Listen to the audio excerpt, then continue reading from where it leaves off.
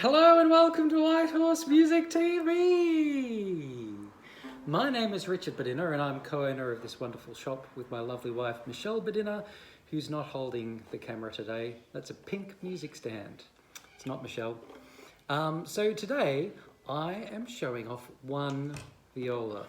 This is a 14-inch viola.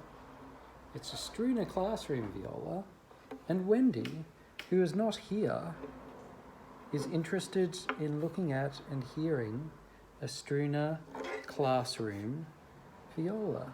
I'll bring it right up close so you can see the sort of like antiquing on there. So yeah, the Strunas are copies of antique violins. And it does use old wood. It uses old Russian spruce on the front, but that's not what's making it look old. That's antiquing. So when they varnished it, someone's job is to put little scratches and things like that to make it look like it's a 300-year-old violin. It's a copy of a Guarnerius violin. These F-hole shapes violin makers will recognize as Guarneri style F-holes because they're a little bit more elongated and a little bit more sharpened edges up the top and the bottom sort of thing.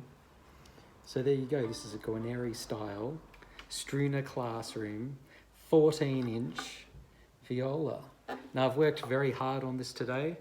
Wendy's been waiting very patiently for ages, but I managed to get to it today. I spent a lot of time making the new bridge, making a new sound post inside a couple of times because I wanted to get it right. Sometimes you make a sound post and you're like, yeah, that's not sounding the way I want it. And then you make another one. And then choosing the strings. I have spent ages choosing these strings. These are obligato strings. They have yellow and black winding down the bottom there. I tried obligato stark, which is sort of like more higher tension strings on the bottom string, because sometimes with smaller instruments it's better to go with higher tension strings, because if you have a really small instrument and you put a long string on, sometimes it sounds sort of like floppy and doesn't give as much volume. And so I tried a stark C string, and it ended up just not responding very well, and so I've gone back to a normal obligato C string. I was just obsessing over it for ages. But anyway, this is the result.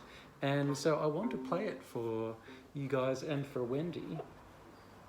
And you can tell us what you think of it in the comments below. So I'll play the C string first.